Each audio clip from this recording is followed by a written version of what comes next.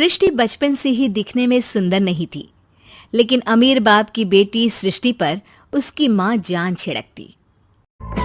मेरी बेटी कितनी प्यारी है, भगवान सबको सृष्टि जैसी बेटी दे। सृष्टि धीरे धीरे बड़ी होती है। एक दिन सृष्टि की सहेली कहती है, तू दिखने में कितनी अजीब सी है, लेकिन मैं जानती हूँ हम सब में सबसे अच्छी शादी तो तेरी ही होगी। तेरे पापा अमीर जो हैं।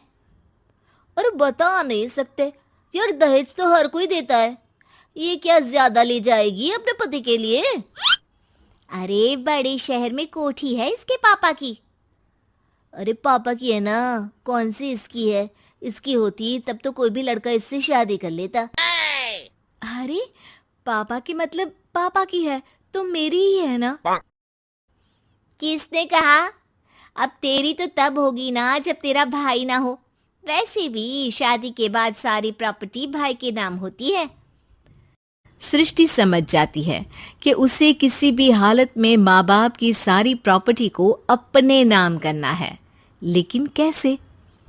एक दिन सृष्टि का भाई शीनू कहता है, बहन क्या कर रही है? तुझसे एक बात करनी है। अरे हाँ करना, मैं तो तेरी बहन हूँ। बहन मेरी लाइफ में ना एक लड़की है, बहुत अच्छी है। मैं सोच रहा हूँ माँ और पापा से बात करूँ शादी के लिए। सृष्टि को समझ में आ जाता है कि भाई की शादी होते ही भाभी उसे एक दिन भी घर में बर्दाश्त नहीं करेगी। क्या बात है भाई, बताना कौन है वो? यार वो बहुत अच्छी लड़की है, पढ़ी लिखी है, मेरे साथ जॉब भी करती है। बस एक प्रॉब्लम है। प्रॉब्लम? क्या प्रॉब्लम है भाई? यार वो शादीशुदा है, लेकिन उसके पति ने उसे सिर्फ इसलिए छोड़ दिया क्योंकि उसके माँ बाप दहेज नहीं दे पाए। सृष्टि ये सुनकर न जाने क्यों खुश हो जाती है। अरे भाई तो क्या हुआ, लड़की तुझे तो पसंद है ना? शीनू को लगता है कि बहन उसे समझ रही है।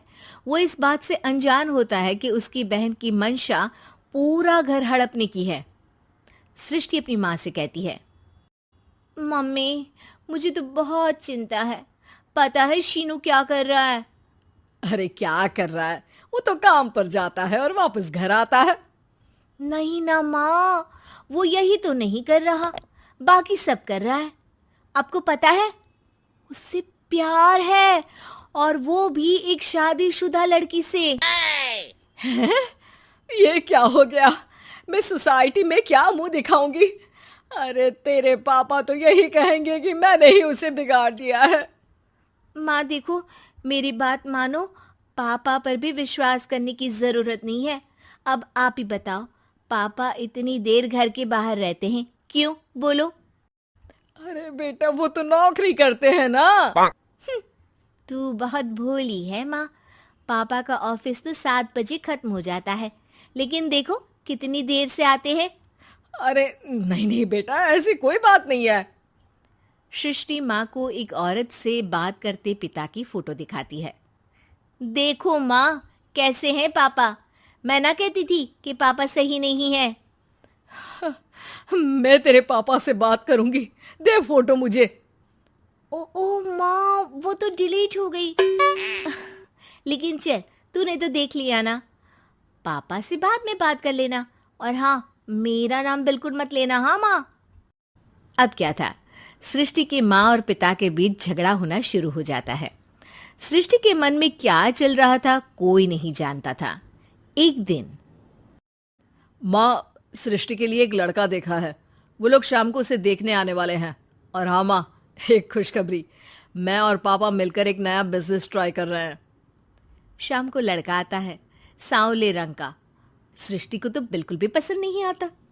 लड़की की माँ कहती है, लड़की का चेहरा तो कोई खास नहीं, लेकिन अगर मेरे बेटे को आप लोग सेटल कर दें तो मैं उसकी शादी आपकी बेटी से करवा दूं। सृष्टि को लड़का बिल्कुल पसंद नहीं था। उसे भाई पर गुस्सा आ जाता है।